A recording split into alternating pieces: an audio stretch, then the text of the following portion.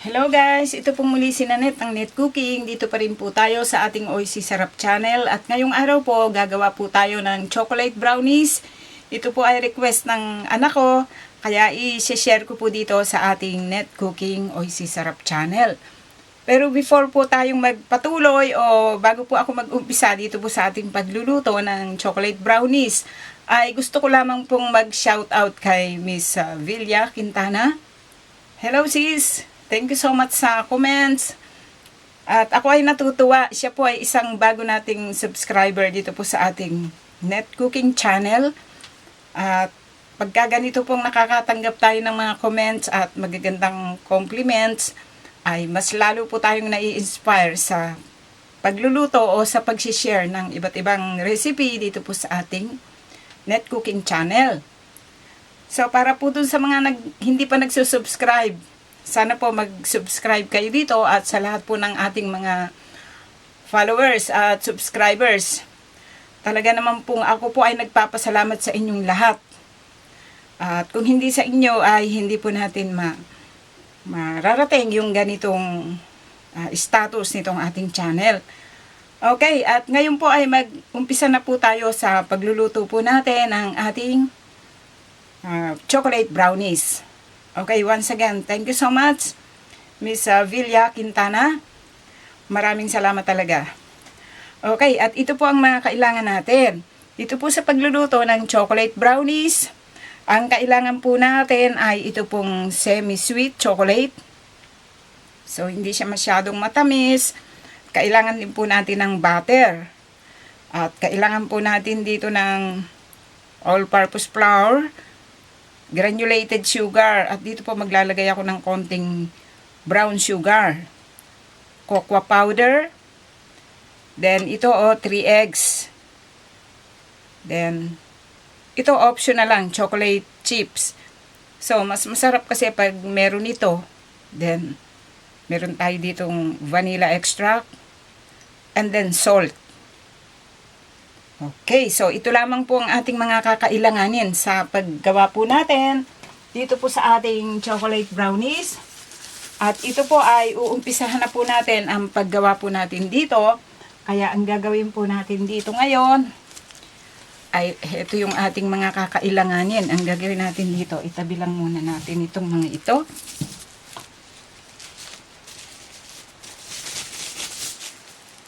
Okay, para tuloy-tuloy ang trabaho. Okay, tabi muna natin itong mga to. Then, dito po, ang una nating gagawin. So, dito po, meron tayo ditong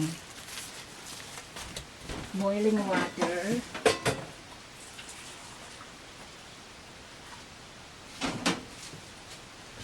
Ito po ay boiling water, kaya nilagyan ko ng sapin kasi mainit.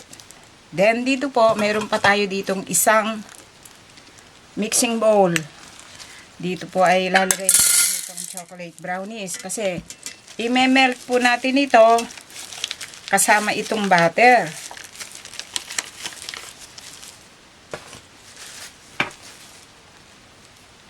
Okay. So, paghati-hatiin natin.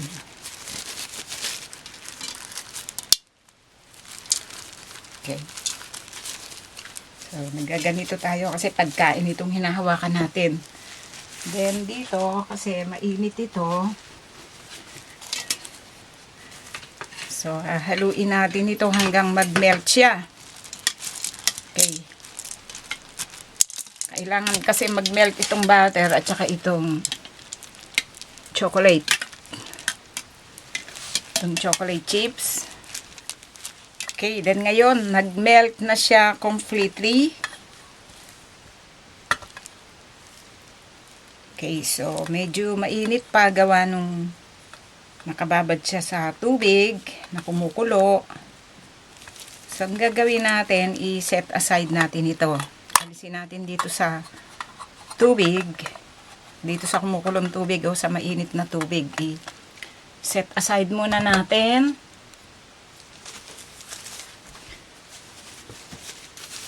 Then, dito ngayon, ito, meron tayong strainer. Ilagay po natin dito itong mga dry ingredients. Cocoa powder, all-purpose flour, itong sugar. Matamis kasi talaga itong chocolate brownies. Kasi yung chocolate na ginamit natin, hindi naman matamis yun. So, sasamahan natin ng brown sugar. Pampaganda kasi yan eh. So, salain natin para mabuhaghag na mabuti itong ating all-purpose flour.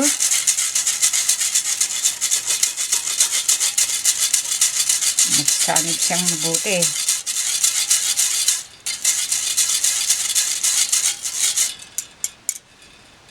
Okay.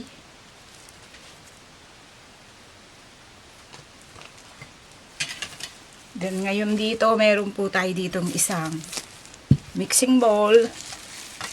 So, itong malaki ginamit natin kasi isali natin ito ngayon dito. Itong melted na chocolate, tsaka butter, mixture.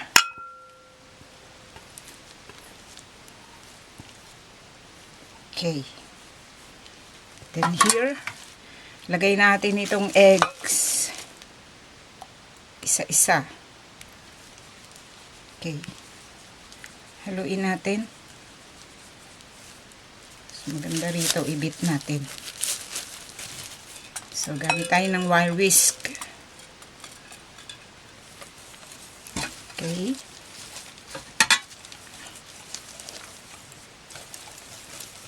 Beat natin. I-break natin yung eggs, then isa-isa lang.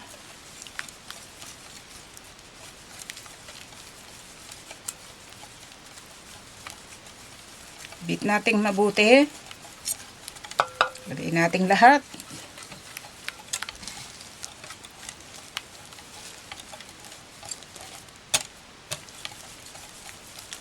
Okay, then dito po.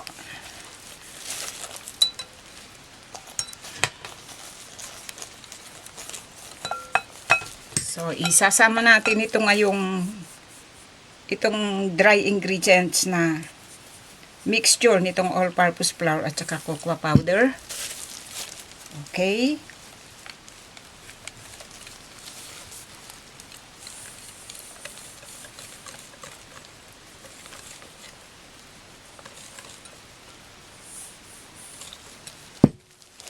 Beat nating mabuti.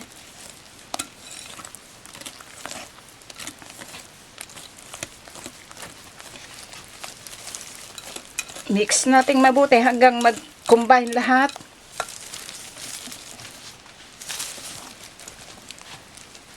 Okay, then ngayon, ilagay na natin lahat ito.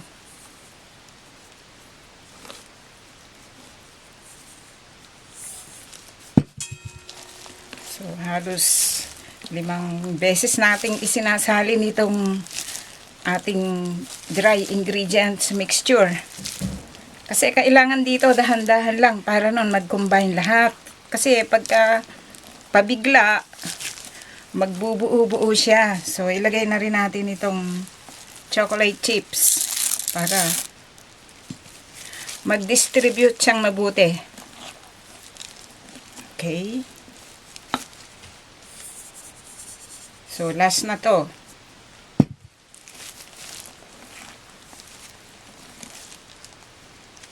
Then, itong vanilla. Okay, ang gagawin natin dito, haluin nating mabuti. Ito po ay ibe-bake natin sa 180 Celsius. So, bali 350 yung Fahrenheit niya. Ito po ay ibe-bake natin for 30 minutes o hanggang sa maluto siya. Okay, haluin natin mabuti pa. Ito po, try nyo kasi sigurado pong perfect itong brownie, itong chocolate brownie na to. Pati yung ibang ginagawaan ko yung pinsan ko. Hello! Hello, Ogie. Ito yung favorite mo, oh. Brownie. Laging nagpapagawa yun pagka pupunta dito sa bahay. Okay. Pati yung texture niya, tamang-tama. Kailangan po ganito maging texture niyan. So, kasi yung chocolate, nagtiken na siya. Kaya nagiging ganito na yung texture niya. Yan. Okay, then ngayon, pwede na po itong ating chocolate brownies. So, ayan o. Nagtitiken na yung chocolate. Okay, bago siya tuluyang magtiken.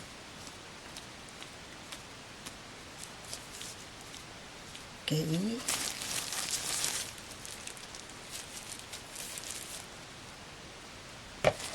Then, dito po natin i-bake. So, ito po ay niline up lang natin ng parchment paper. Sali natin dito.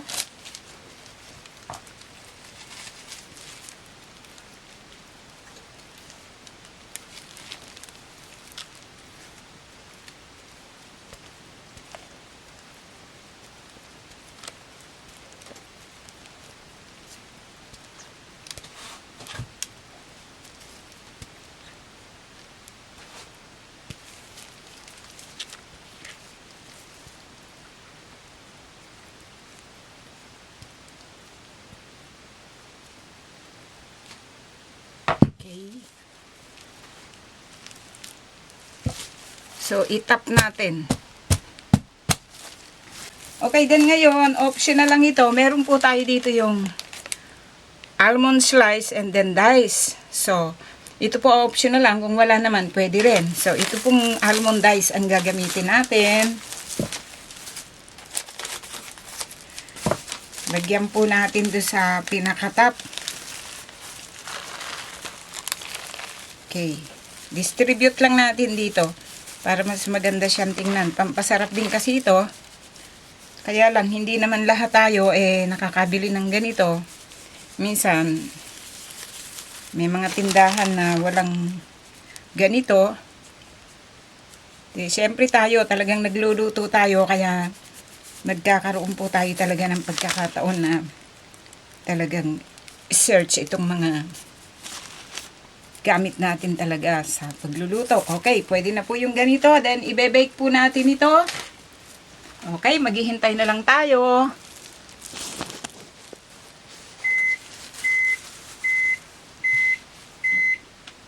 Okay, then ngayon.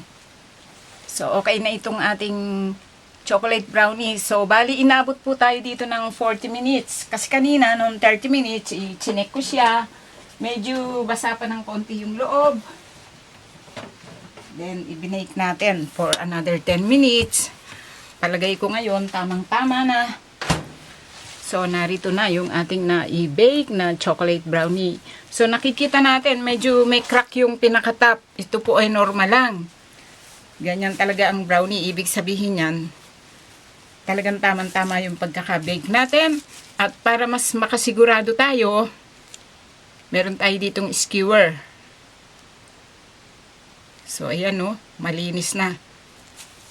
Okay, ang gagawin po natin ngayon dito, hintayin nating mag-cool down. Palamigin natin. Pag malamig na, ilagay po natin sa ref ng mga ilang oras. Mas matagal, mas maganda. Ngayon, mag-firm siya, yung tamang-tama talaga siya. Then, before nating slice, iserve at kainin. At ngayon, ito po ang kinalabasan sa pagkakagawa po natin sa ating chocolate brownies at pagkaraan nating na ilagay sa ref ng mga ilang oras, ayan o, mas lalo siyang nag-moist. Then, slice natin at pwede na po natin itong iserve at kainin. Pwede po natin itong iserve with coffee or tea. At tamang-tama din po ito. Pwede po nating ipangregalo sa ating mga kamag-anak at mga kaibigan.